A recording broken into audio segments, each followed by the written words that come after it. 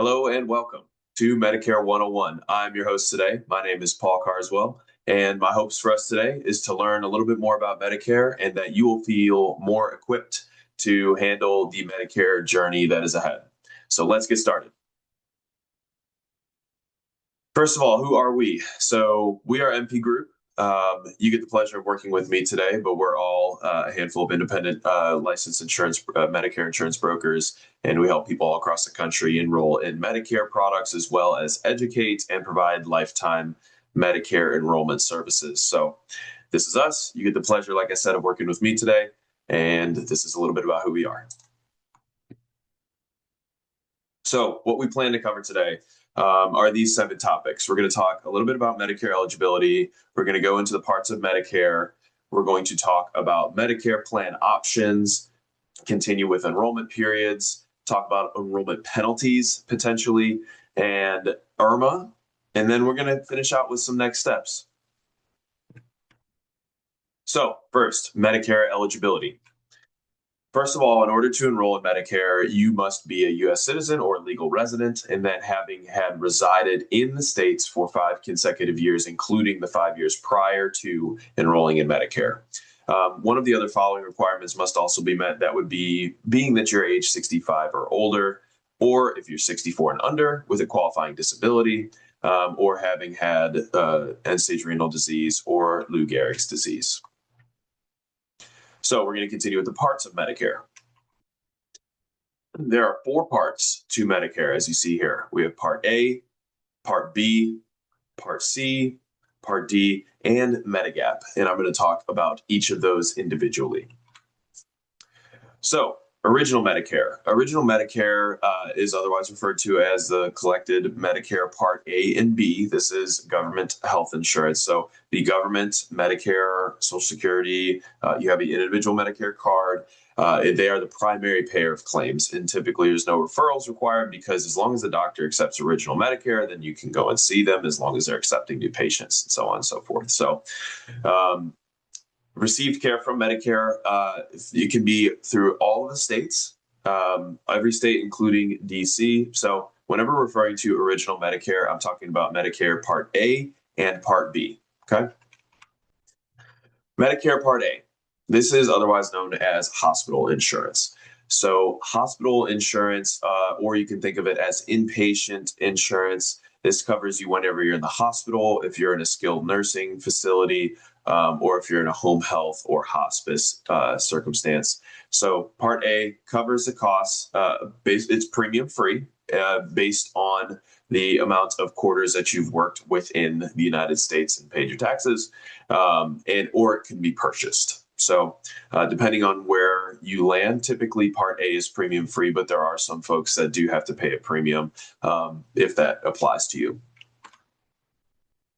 Part B. So Medicare Part B covers anything outpatient. So we have Part A, inpatient, and then we have Part B is outpatient. So doctors, health providers, outpatient care preventative services, anything that's handled at outpatient facility, or even if it's at the hospital but treated as an outpatient service would fall under Medicare Part B, as in boy. Medicare Part B's costs, there is a premium required for this, and it does vary based on income. There is a base premium every year, and then if there are any adjustments, it is related to IRMAA. IRMAA is income-related monthly adjustment amount, and what it does is if you earn a certain dollar, then you could potentially have a Medicare Part B premium increase. So there is a base premium, but there is a chance for you to be tiered up based on your earnings. Medicare Part C. So a lot of you might have heard this before, otherwise referred to as Medicare Advantage. So what Part C does, it is all in one. So it takes your Part A, your Part B, so hospital, medical, and then Part D, which we're going to talk about here in a second, but prescription drug coverage. It typically includes all of those things. There are some Advantage plans that don't have prescription drug coverage, which that could apply to you in specific circumstances. But typically, they will have all of these 3 all wrapped into one. But in order to have a Medicare Advantage plan, you must first be enrolled in Medicare Part A and B. So that's what qualifies you to be able to enroll in an Advantage plan. They're offered by private insurance companies, and there are often many in each area, and they have plan structures like HMOs, HMO POS, PPOs. Another one is PFFS. They're networked plans, oftentimes for a region. And so you can enroll in them based on where you live and if you're enrolled in Medicare Parts A and B. Finally, Part D. So Medicare Part D is prescription drugs. So as I mentioned on the Medicare Part C, typically those plans have hospital medical prescription and prescription drugs included. This is just Part D. So these can be standalone prescription drug plans. There is a formulary with each plan. They do vary between plan to plan. They will have a tiered structure, typically tiers 1 through 5, sometimes tiers 1 through 6, depending on the plan that's selected. These are also provided by private insurance companies, and they are adjusted by IRMAA as well. So your Medicare Part B premium can be adjusted by IRMAA, and your Medicare Part D premium can be adjusted by IRMAA. That's good to know. Typically, we'll enroll in a Part D plan if you also have a Medicare supplement plan. There are penalties potentially for not taking Medicare Part D if you do not have a creditable prescription drug plan in place. We will talk about that later in the video. Medicare supplement. So Medicare supplement is similar to Advantage in the way that you must first have Part A and B. Other than that, there are some pretty big differences. So Medicare supplement plan is going to provide additional coverage specific to Medicare Part A and B, original Medicare. So in a supplement, it is offered by private insurance companies, but in a supplement plan, original Medicare is going to be your primary insurance, and a supplement plan or Medigap policy is going to be your secondary. And once Medicare, original Medicare is billed, your supplement plan will get the gaps. So original Medicare must be billed first. Your supplement plan would pick up majority of the costs on the other side. Depending on what plan you select, there are different coverage levels available, and that can be something that we talk about. And as you see at the bottom, premiums vary by demographics like age, gender, tobacco use, household. Things like those can vary into what certain companies are willing to offer this rate at. All right, we're going to roll into Medicare plan options next. So you have original Medicare. What do we do next? You have Part A and B. What are our next steps? There are really two primary options when it comes to enrolling in supporting Medicare products. One of which is to enroll in a Medicare supplement plan, as you see on the left-hand side there, and a Medicare prescription drug plan. So you have original Medicare as your primary insurance. You have a Medigap policy that covers the gaps for you, and then you would have a standalone Part D plan, standalone prescription drug plan. That is an option. Another option is for you to enroll in a Medicare Advantage plan, as you see here. Medicare Advantage, again, is Part C. And what these typically do, as I mentioned before, all bring together Part A, B, and D all into one place. Now, these Advantage plans typically have some additional benefits with them as well, and oftentimes, like I mentioned, have prescription drug coverage as well. You cannot have both at the same time. You can either have and use original Medicare supplement plan and a prescription drug plan, or have a Medicare Advantage plan as your primary insurance. Okay, one or the other. And then here at MP Group, we take the approach of saying you will always have an Advantage plan, but there are some supporting products that you will always have a Medicare plan with a prescription drug coverage. Let me rewind that.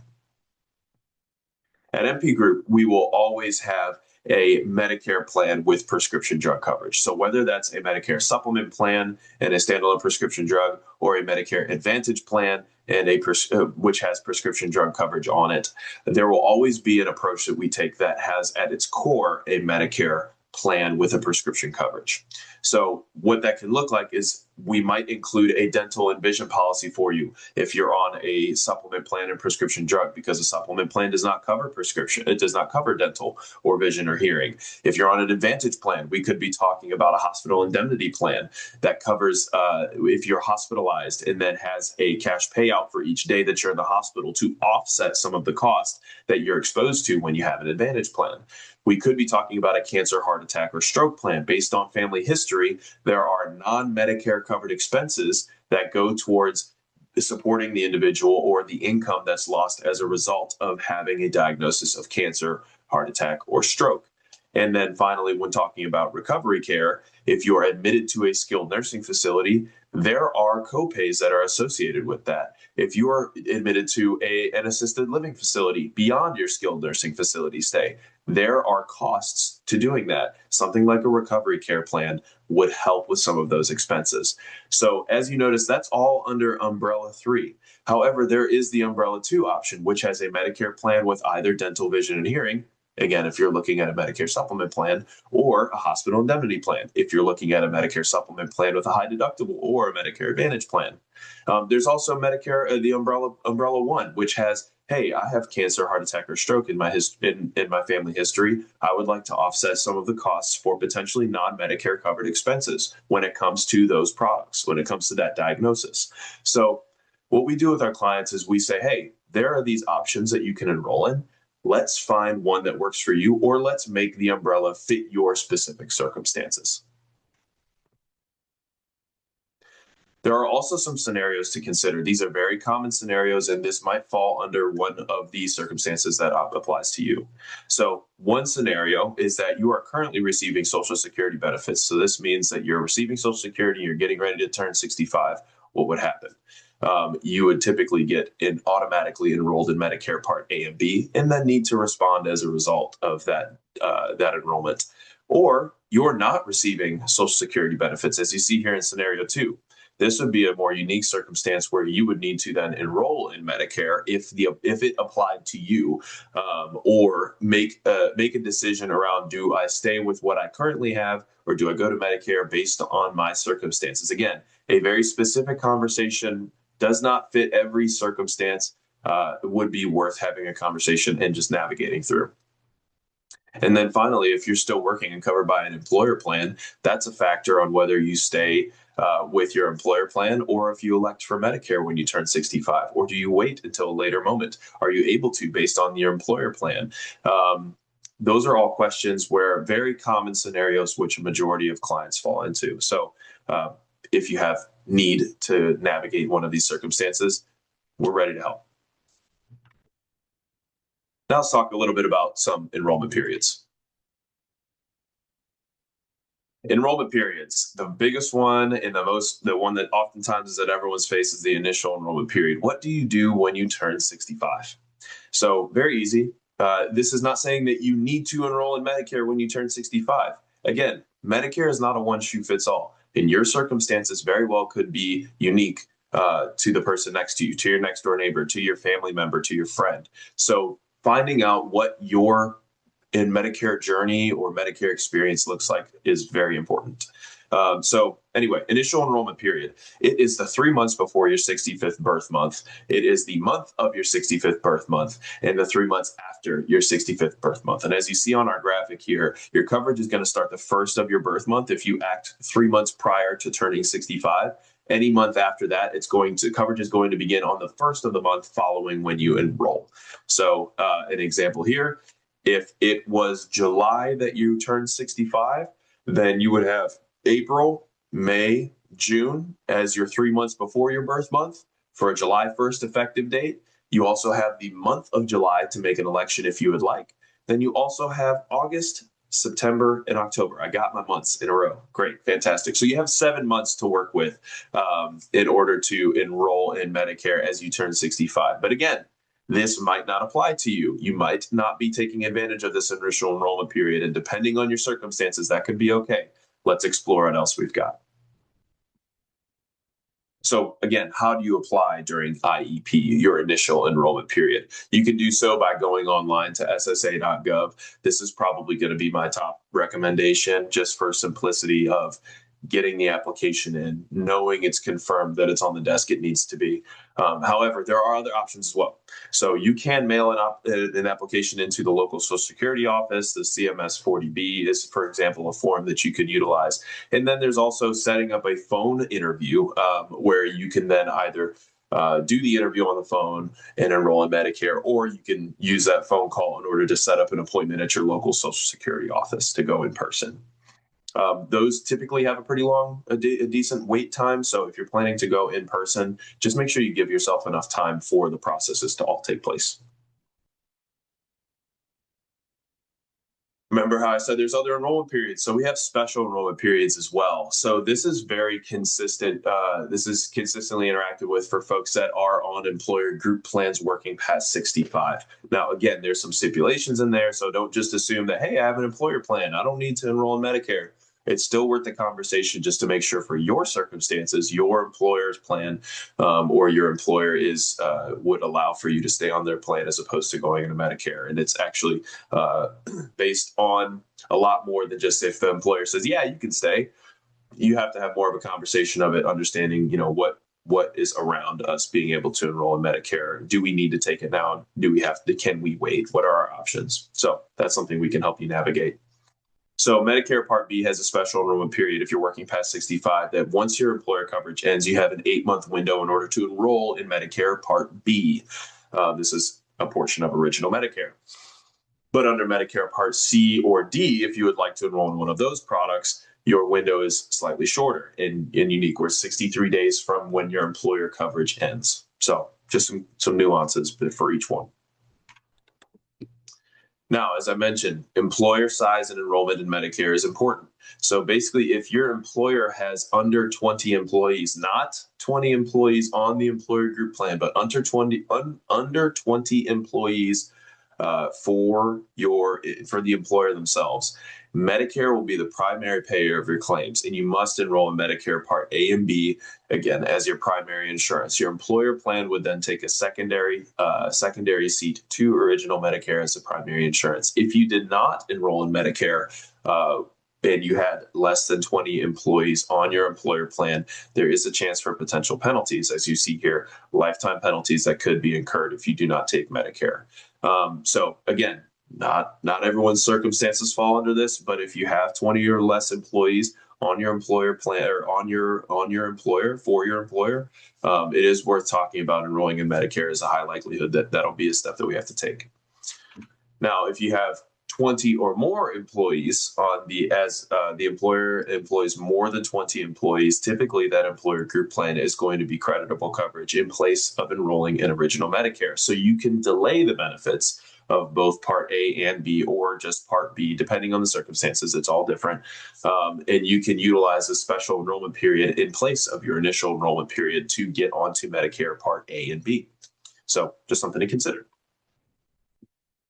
Medicare and health savings accounts. So something to consider as you're enrolling in Medicare. If you have a plan that is funding an HSA and you're currently the employee that's contributing to the HSA, that could have potential tax implications on enrolling in Medicare Part A. So that is a factor when we're trying to help our clients navigate through.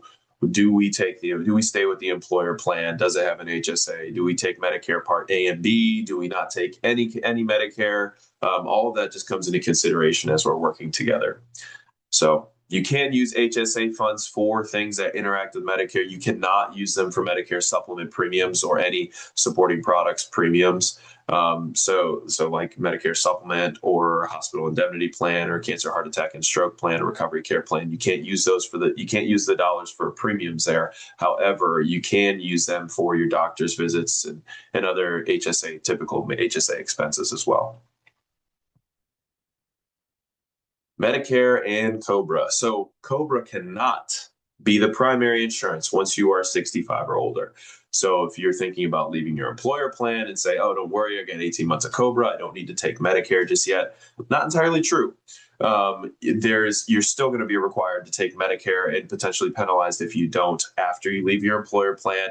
COBRA is not going to be an option for primary health insurance if you are Medicare eligible. So if you were on COBRA prior to Medicare, COBRA will end on your 65th birth month, and then you need to request for extensions to spouse or family, depending on your circumstances. Again, this is why Medicare is not one shoe fits all. Not everyone has the option of COBRA. Not everyone has to use a special enrollment period. Not everyone is at their initial enrollment period. So just know that your suggestions from, like I said, friends and family can be some of the best folks that you have around you to pique your eyes towards whatever your circumstances are. Just know that each individual's Medicare enrollment journey is unique, and that is just great to keep your eyes open for what you might need to do. But that's why it's good to have someone like myself or a professional in the space in order to help educate and encourage you in the right direction. The final one I want to talk about is the annual enrollment period. So this is for folks that are already Medicare eligible. So if they've already got Medicare Part A and B, so less Medicare eligibility, more just already enrolled in Medicare. If you have Part A and B or just Part A and you're taking a standalone prescription drug plan or something along those lines, during this time frame from October 15th to December 7th, every single year, you can evaluate either your prescription drug plan or your Medicare Advantage plan. New plans will be made or plan changes will be made for the coming year to begin on January 1st, every single year. So what we do to support our clients is this is a little bit of part of the lifetime enrollment support that we offer. Basically just being able to visit with you, say, hey, have your prescriptions changed? Have your doctors changed? How are you feeling about your plan? Are there any things that I can be aware of to assist you in as we navigate this together? So we help our clients with this every year. The annual enrollment period can be pretty daunting. Signing up for Medicare in the first place can be daunting, and then you have to revisit it every year when it comes to annual enrollment period. So just making sure we're on top of what our circumstances call for is a strength of ours. So, and just something good for you to know if you're going to be enrolling in Medicare products, to know that this is something you can do every year. Let's talk about late enrollment penalties. So there's 2 late enrollment penalties you need to be aware of, one of which is for Part B. So for every 12-month period that you're not enrolled in Medicare Part B, then you would have a 10%, every 12-month period that you're not enrolled in Part B and you do not have creditable coverage in its place, that is where you would have your 10% penalty of whatever the premium for Part B is at that time. So whatever the Medicare Part B premium for each 12-month period that you are not covered by Part B, you would have a 10% penalty on top of whatever the existing premium is for that year. Then, talking about Part D, for each month that you are not covered by creditable prescription drug coverage and you don't have a Part D plan, you would pay 1% of the national average of premium on top of whatever your existing premium is. And this doesn't discount IRMAA. If you have IRMAA as well, that's also going to factor in. So IRMAA is not a penalty. These are penalties specific to you not being enrolled in Medicare when the time is appropriate, or when you're finally being recognized as needing to enroll in a policy. So again, just one of the reasons why it's good to visit the Medicare conversation, even if this is really important for the folk that's still planning on working past 65. It is important to visit these concepts as you turn 65, even if you are not planning to enroll in Medicare, just to know what penalties exist, why, am I going to potentially get hit by them or not? Just good conversations to have and questions to ask. Let's talk about IRMAA a little bit. So income-related monthly adjustment amount started for Part B back in 2006, and then Part D in 2011. It is designed to stabilize Part B and D, and basically IRMAA impacts a small percentage of enrollees each year. So if that is you're in a small percent, and it just becomes another piece of the equation that we have to navigate in circumstances like if you're still on an employer plan and you haven't yet retired and you're considering Medicare. That impacts a lot of folks that end up having that circumstance. So if that's for you, if that happens to you, then it's just worth opening the conversation again and just making sure you make the decision that's right for you versus just what you think you should be doing. Consult with someone like myself to help you navigate that. So what it does is it's applied to both Parts B and D. Like I mentioned, Part B, medical, Part D, prescription drugs, and it is a 2-year look back. So every year, this evaluation for IRMAA is done, and it's looking back at your 2 years prior income in order to make the determination for the current plan year. This is determined by your modified adjusted gross income, MAGI. And then it's also indexed based on the earnings that are reflected for 2 years prior. So it can be appealed, however. There is a document called the SSA 44, and that is an IRMAA appeal document. So if there's a determination been made around IRMAA saying that you owe more money for your Medicare premiums, it can be appealed if you've had a life-changing event, and those are listed on the SSA 44. So if that applies to you, then you can look those up. For example, if you've had a work stoppage or reduction, or if you've had a death or a divorce, those are just a few to consider. But check out the SSA 44. That document will let you know whether you can do the appeal or not. If you appeal, you can appeal. here are some of the examples in which you could do so. So, like I mentioned, work stoppage, work reduction, death of a spouse, marriage or divorce, if you have a loss of income, a loss of pension, or employer settlement. I've dealt with some clients who've interacted with this in the past. And if you sell an estate, for an example, that doesn't necessarily exempt you from an IRMAA determination. It all depends on whether you've interacted with some of these life-changing events. If you have one of the life-changing events on this list, then you can complete an SSA 44 within 60 days of enrollment and then receiving the determination of the IRMAA increase, and you can appeal based on these life-changing events. So whatever else is happening in your life, so be it. But if these events happen, then and you have an IRMAA circumstance, then there is an opportunity for you to appeal. So what do we do next? For a lot of you, you're seeing this video because you've already scheduled, so thank you. If you have not yet scheduled with me, I'll include my calendar link down in the description, and you can sign up for a time to meet with me. Or we can email you a link if you just put in the comments that you're looking to get connected. And then evaluating your options together is a big piece of what we'll do. We'll take sections of time in order to understand where exactly are you coming from, how can I help, and continue the education more specific to your circumstances. And then finally, I help you enroll and provide ongoing support for your current circumstances. So we find whatever works for you, put together the umbrella, and then we move forward with ongoing support for as long as you're on Medicare. So I look forward to helping you all with these things. We have some other supporting videos that I would love to show you. MPU, if you're more of a self-study individual and you're not ready for a call yet, totally fine. I would encourage you to go to MPU. We have plenty of Medicare educational topics that you can learn from. They are all short-form videos, so you can truly just learn at your own pace. And yeah, it's a very good resource. Finally, some additional resources. mpgroup.org is where you'll find a lot of the checklists, forms, videos, blogs, live chat options, just really ways to interact with us and then find more educational information around Medicare. We will not be selling to you from that site at all. It's primarily for education and to teach the individual how to interact with Medicare. That's it. Finally, this is me. So thank you all for sitting through, for being a part of this conversation with me, and I look forward to meeting with you soon.